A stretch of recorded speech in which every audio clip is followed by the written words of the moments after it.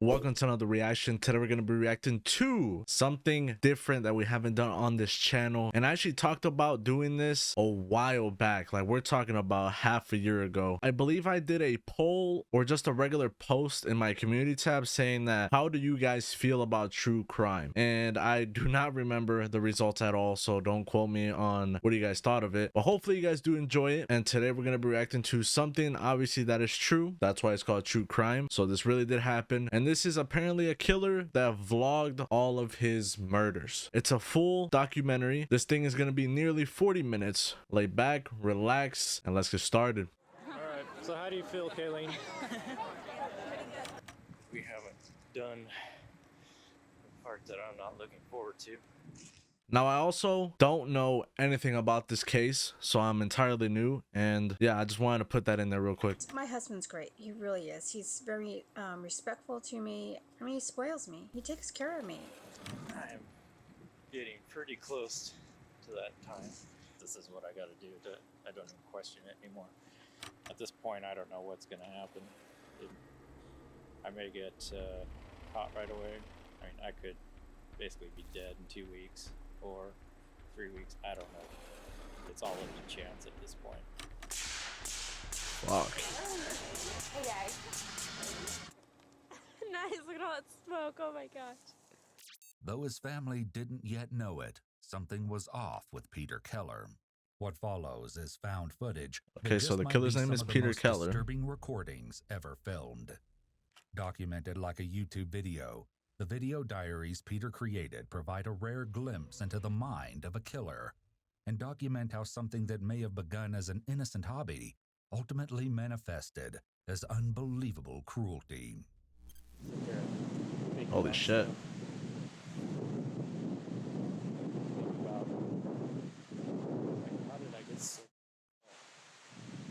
The majority of the following footage has never been seen before.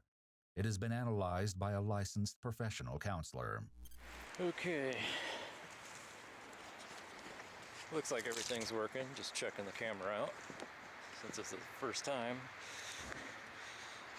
watching myself. I hate watching myself. It's like, man, that's the way other people see me. So it's gonna take some getting used to. Not used to talking into a camera. Let's see, so here you can look at the trail. There's not That's much how I of used a to be trail. when I started. I try to keep it as Minus hidden the as whole, I can. you So know. other people will stay off of it, which has worked so far. It's pretty far out, so nobody's been up here yet. I usually come up with between a 30 and 40 pound pack. Every time I bring a load of something up, I'm actually starting to get a lot up here. Try to make it as easy as I can during the transition time. So far I've got a bed, blow-up bed, mattress, with blankets and pillows and clothes and stuff to keep me comfortable. So we'll see how long I last doing this. I don't know.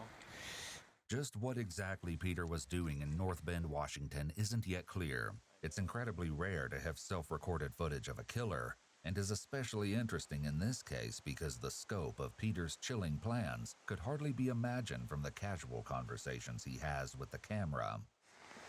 Okay, so we know something else. On the weekends. It was done in Washington. Or on So we got Friday, two things, his weekday, name whenever and the place. the weather permits, Or area. depending on what I'm doing, at least once a week. And I tend to stay up here for about, well, with travel time, probably around 9 hours a day, or each time, which is a long time. When he wasn't traversing the wilderness with his camera and dog, 41-year-old Peter was also a father and a husband. Hey Dad. Okay, I got this face. Because you guys won't let me take that many pictures. He and his wife Lynette had an 18-year-old daughter named Kayleen, and the three appeared to be a normal, happy family. Like any other family. Yep. I just do a lot of videotape and then I just cut. Do we know the year that this happened? I don't think so, However, right? Peter's mysterious project in the woods would eventually take a terrible toll on his day-to-day life. Keller.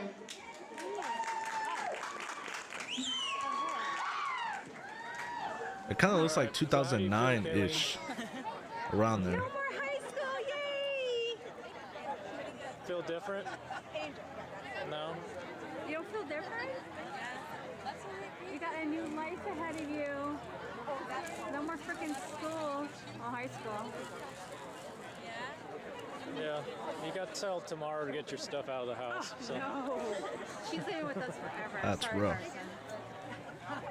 Forever. Kayleen graduated high school just a few months after her father started recording his video diaries and was on track to start at Bellevue College in the fall. In addition to her interest in environmental preservation and gaming technology, she also appears to have shared her father's interest in cameras and dabbled in the hobby of videotaping as well. Can you take a picture of me and sell me on eBay? What are you doing? Bill, I could have used your support. I came straight from the airport as soon as I heard. Yeah, I'll let them know. Honey, please. Come on, talk. Lynette also sometimes used the camera to film videos she uploaded to YouTube. Hi everyone. My little puppy's looking outside. Okay, I got a lot of stuff to show you guys that I'm going to put in my store. I'm so excited. This is bag 2. And I had so much fun making these too. You guys got a lot of products in here. I want to first show you, look at Dino. He just got a haircut a couple days ago. My husband was like, he's looking too scruffy. I am a very shy person, and doing these videos really helps me open myself, because I figured if somebody doesn't want to watch it, then don't watch it. I'm not forcing you to. So That's these facts. videos really help. And That's just straight up facts, bro. Look, I'm gonna input into that as well. People get mad at me when I pause, and people get mad at me when I don't pause. What am I supposed to do? really helped me. While Peter worked to refurbish computers, Lynette struggled with medical issues, and as a result, wasn't able to work full-time. My husband, a few months ago, went out and bought me this big recliner for my back, and I'm just now starting to use it. He's so happy. Usually I just sit on the left seat. I love this chair. He's here. He's supporting me. He takes care of me. Even though I can't go back to work and I'm home in pain all the time, he gave me my scrapbooking room with my dream come true. She made and sold custom paper flowers and shared her scrapbooking hobby in local fairs to bolster the family's income. Oh my That's gosh, cool. I'm so excited. Pretty much this is my anniversary present. I'm so thankful that my husband was able to give me that so I could stock up on supplies for me. And I also got some stuff for you guys too. Even my husband was looking at this and was just like, oh my gosh, look at the detail. From an outside perspective, it appeared that although the family faced challenges, they were sticking together and making things work. But as later events would reveal, all wasn't going as well as it appeared. Yeah, you can watch me open this thing. This thing's always so heavy, but works good.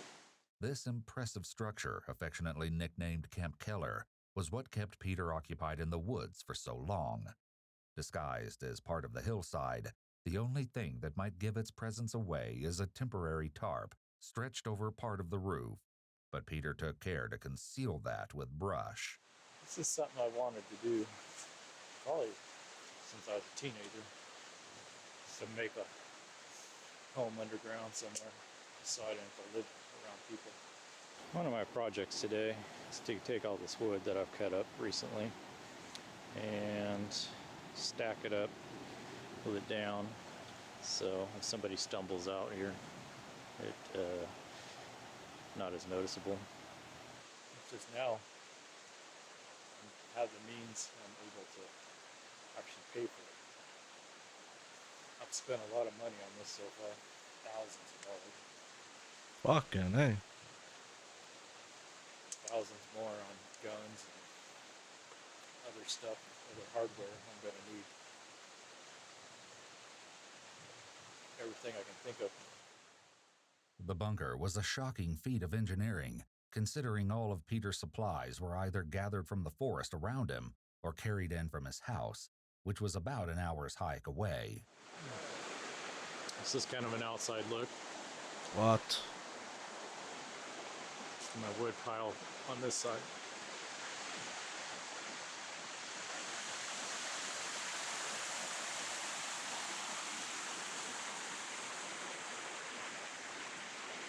In addition to the tools and That's some materials Minecraft he shit. needed to build the bunker, Peter carried a significant amount of food, drinks, and creature comforts into the camp.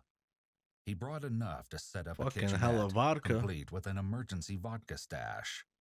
Emergency? The entire complex Really? was powered with a generator, which Peter somehow managed to bring up the mountain.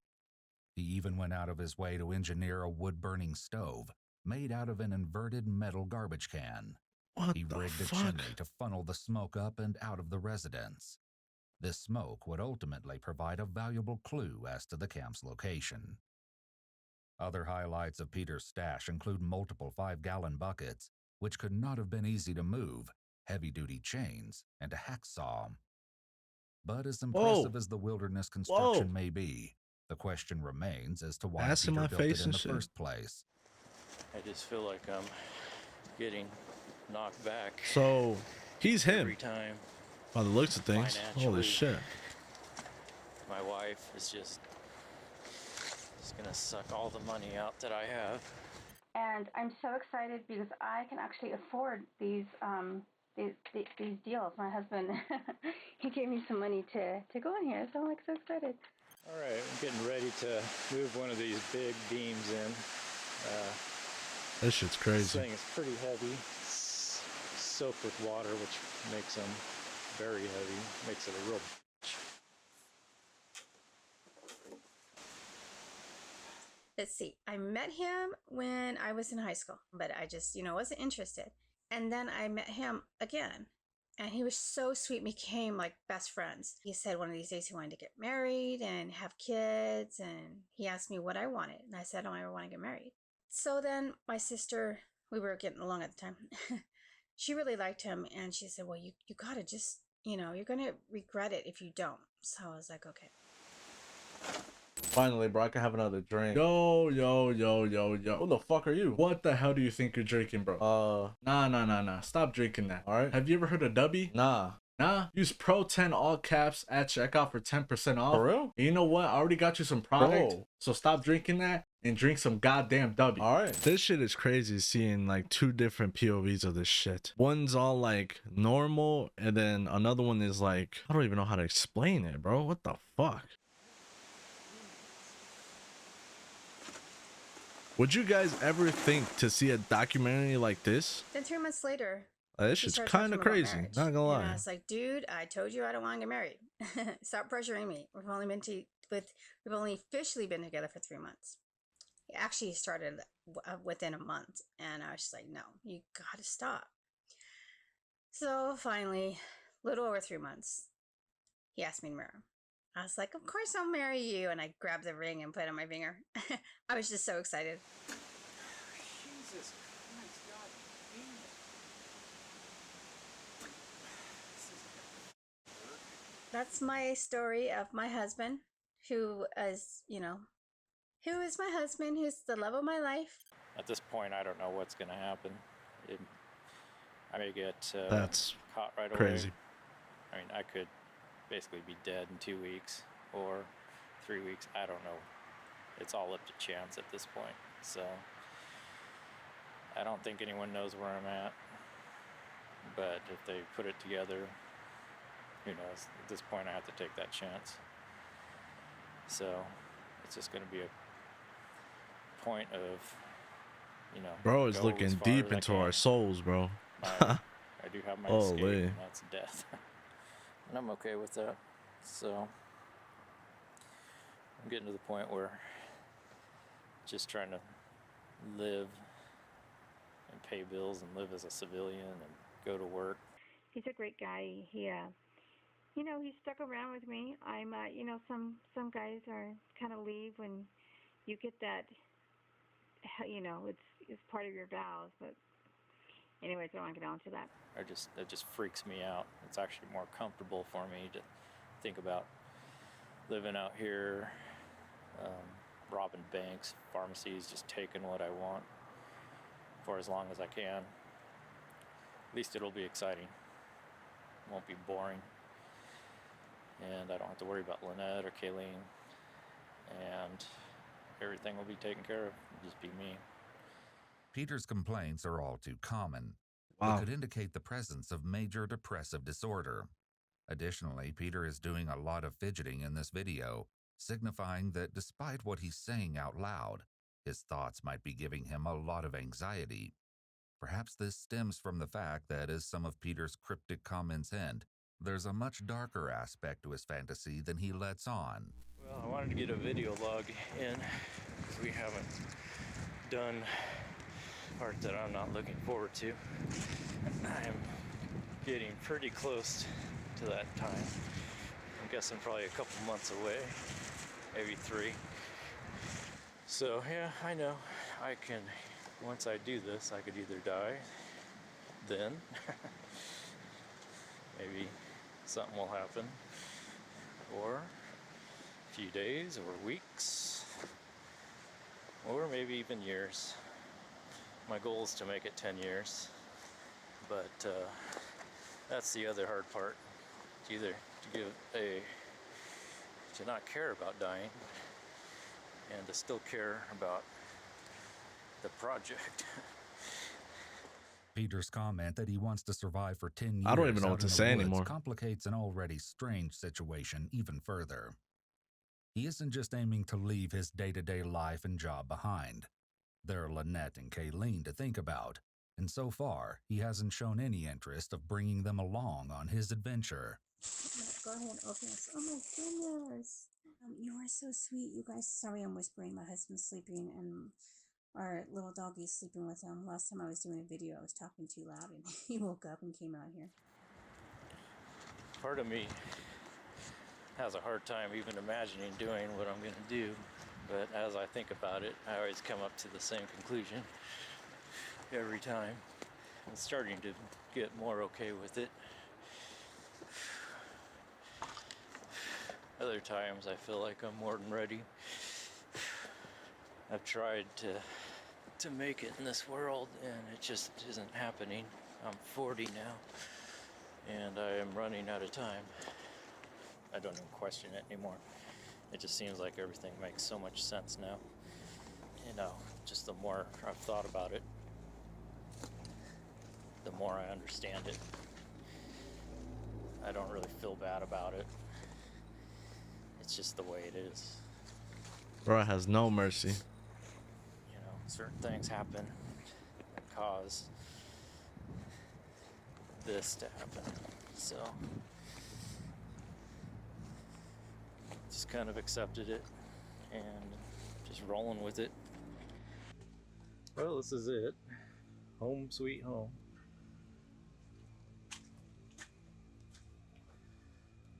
Got the lantern going so you can see a little bit, not a lot.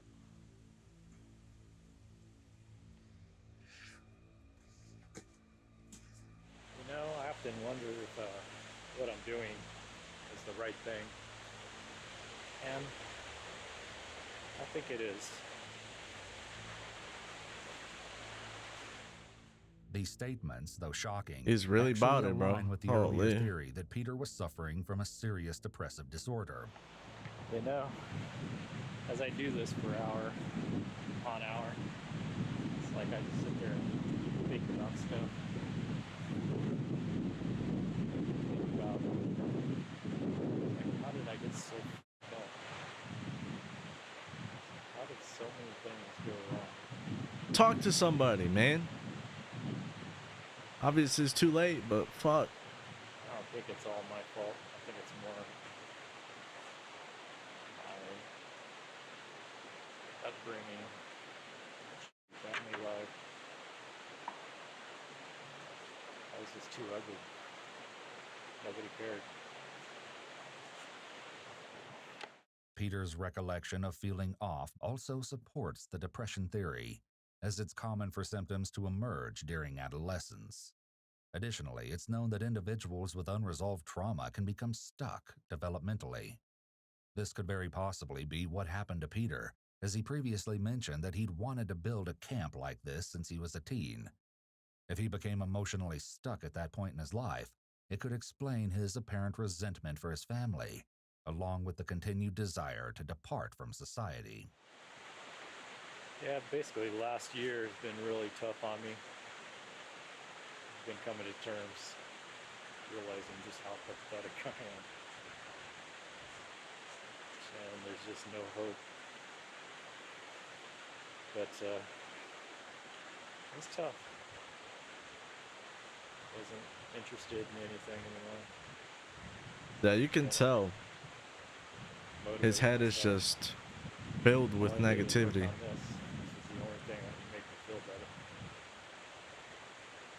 But I think I've come to terms with it. Because that's how I used to be like. Like, I wasn't plotting on murdering people or whatever. I went through a time last year where it was just pure negativity in my head. And what I did to fight through it, I just said, you know what? What the fuck am I doing? Wake the fuck up, open your eyes, because you're living in a world where a lot of people don't get to live in, if you really think about it. Before we continue the video, more than 80% of you are not subscribed. If you don't want 5 years of bad luck, make sure you subscribe and stay woke. It could have been a different outcome to this shit. Starting to feel better now. Not quite sure why exactly. If it's just that I'm getting this further along, or maybe I've just come to terms with what I am, my situation, and kind of working through it. You know, I've tried. I always keep going back to the same person I am.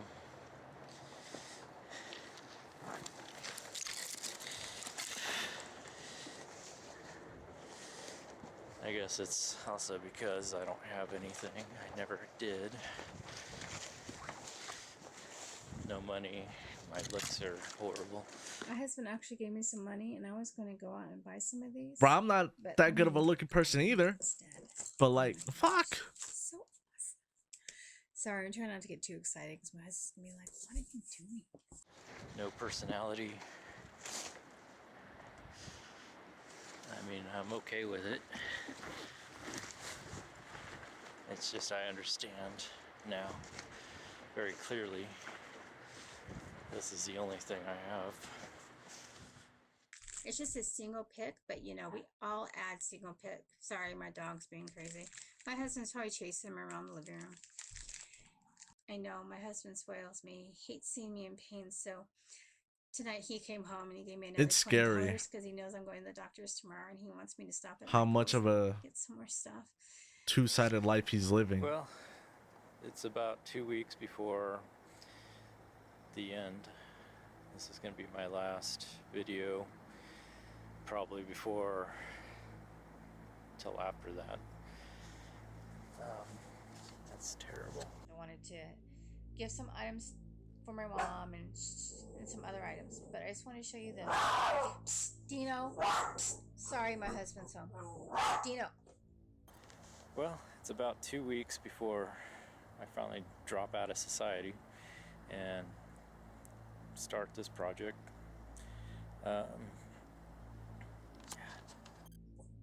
Sorry. The cute little puppy, right? So these are the items that are in there now. They're hard plastic. A dog knows, bro. Well, it's about 2 weeks before we finally drop out of society, fully commit to this. This is probably going to be my last video till after that. Here we can see that Peter actually does retakes instead of being fully candid, like other videos suggest. This, along with the comments he's made about his appearance, seem to indicate that Peter cares deeply about how people view him. The retake suggests he's purposely curating how he appears to anyone who views these tapes. He wants to make the best possible impression. Again, this could tie back to major depressive disorder and childhood trauma. Teenagers often act as though they have what's known as an invisible audience, the idea that people are watching them all the time and judging their looks and actions. From what we see in the videos, Peter seems to still be acting like this at age 41. This type of behavior can also be found in individuals with narcissistic tendencies. The question of Peter's intentions would be one of the first mysteries police faced when they became involved in the situation on April 22nd, 2012. It was a quiet day in the mobile home park where the Keller family lived when, seemingly out of nowhere, several neighbors heard what they believed to be an explosion. When they saw flames coming out of the windows of the Keller home, the neighbors summoned the fire department. Firefighters swarmed the home, climbing on top of it, even as the blaze ate through the roof. They had no idea just how seriously they were risking their lives until later. Once the fire was doused and investigators entered the residence, they discovered Peter Keller was nowhere to be found. Iwu spoke with Cindy West, a retired police sergeant who worked on the Keller case, in an exclusive interview. I was actually the public information officer, and I think it was a weekend, because I was actually heading out of town and I got the phone call. So I turned around, came back into town, and arrived up there in North Bend, and then the investigation started there. And as the investigation went on, it just snowballed from what the heck happened to, wow, this is bigger than I think anybody thought at the start. For those of you who aren't familiar, a public information officer handles all inquiries about an active case, providing private citizens as well as the media with information that's been approved for release. As such, Cindy was intimately familiar with the inner workings of the Keller case. The day of the fire, tracking down Peter became the police's highest priority. In just a few hours, they located his vehicle parked downtown. The keys were left inside, but there was no evidence as to where he might have gone. When they entered his workplace to ask where Peter might be, all his co-workers could offer was that Peter had already left for the day and had stated that he might be back tomorrow, next week, or possibly never. Police also discovered that Peter had recently withdrawn $6,200 from the family bank account. Everything suggested that Peter was either in danger, running, or both. For now, police had no idea where he could be hiding. But they weren't clueless for long. Police got lucky when searching Peter's home and unearthed a hard drive containing Peter's video diaries. Combined with what else was discovered in the residence, the investigation went from serious to downright bone-chilling. Well, before, so you're telling me he built that thing to hide in it? A while ago. Are we getting that clear? Sit here and think, this whole thing Nah, is just he's different, crazy bro. at times, and then I think about it, and it would make sense, and it's like, okay, this is what I gotta do. Peter's decisiveness in this clip, paired with the horrific details of what police had found in the remains of his home, would likely be shocking to even the most seasoned law enforcement official. They were at a complete loss when it came to explaining how and why this had happened. Only time would reveal the haunting truth. When it came to the video entries, they supplied more than just a record of Peter's thoughts. As it turned out, other entries in the video diary and the accompanying photographs would become the key to tracking Peter. Retired Sergeant Cindy West was able to share the creative technique the police ended up using. They had photographs that Keller had taken on the mountainside as he's constructing this bunker, from nothing's there to a little bit more to a little bit more. In one of the photos, you can see, I couldn't see it. It looked like a power line in the distance. So you're looking off the mountain toward, which would be North Bend, the city. You can barely see this power line and something else. Again, I didn't think it was a power line, but our detective Mike Mellis says, I think that's a power line. I think that down there is probably the city. And then according to these other photos, there's a couple streams nearby. So he does a lot of investigation and says, well, it's got to be in one of these 2 points then. And I'm like, I don't know how he came up with that, but he was exactly right.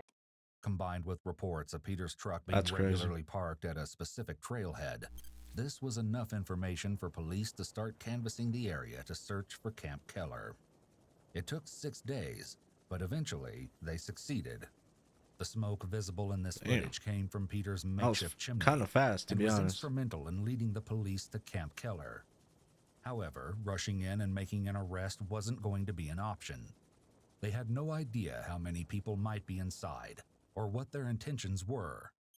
Remember, Peter had been stockpiling weapons and ammunition at home. And thanks to his videos, which were discovered when police reviewed the recordings that were not destroyed in the house fire, they knew he likely had firearms at his camp. Little did they know what else they would uncover. They also knew that there was a chance they could be dealing with a hostage situation.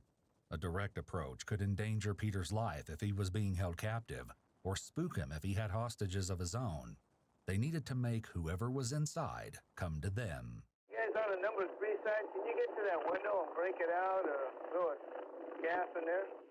Brian, there looks like a slot or a window that's propped open in the back, directly towards the dirt wall, but I couldn't see it. He's got something over it. Maybe you guys can throw a log through it or something. But if we throw number 2 in that ditch, it should cycle right up into the tarp, should push it right into the structure. That's exactly what they decide to do. The response team keeps the bunker surrounded in the hopes that the gas canister will drive those inside out of the bunker and straight to the waiting forces. But after about 10 minutes, nothing has changed. Yeah, it's dissipating finally. The first one you sent in is dissipating. You want me to throw a 98 under the window, the open window where we first gassed? Yeah, if you can do it from your position. With the gas canisters having no effect, the team is forced to reconsider their tactics. So for planning purposes, if this gas isn't going to work, we may have the command post try and locate like a wildland fire pump and hose that can pump a large volume of water into this place, Greg. Okay. I think we could probably utilize this creek. We just need enough hose and a pumping station to get it, up to where we want it.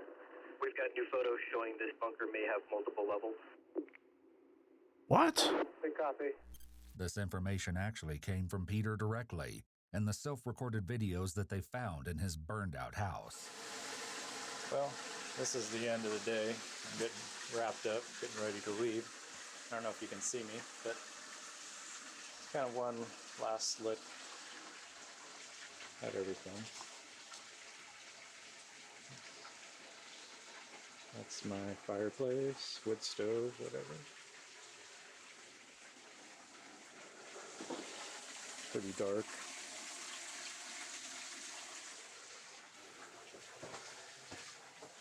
Now we're going upstairs. What the fuck? That's crazy. That's actually crazy. You're telling me nobody questioned how long he was gone for? Because there's no way he did this shit quick. Unless he's just that quick.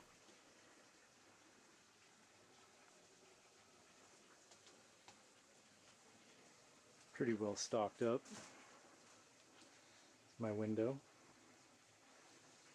Nah.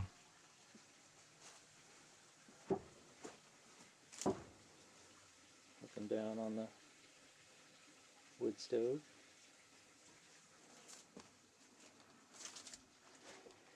And that pretty much wraps it up for the day. Finally, police resorted to throwing a grenade towards the bunker. Whoa.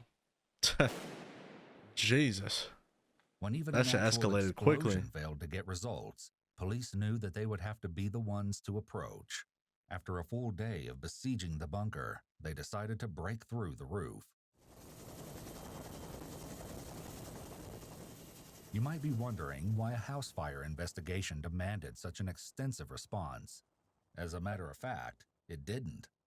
After assessing the situation, investigators concluded that they were dealing with arson, but that would all change when they made their way into the home and stumbled upon a disturbing discovery.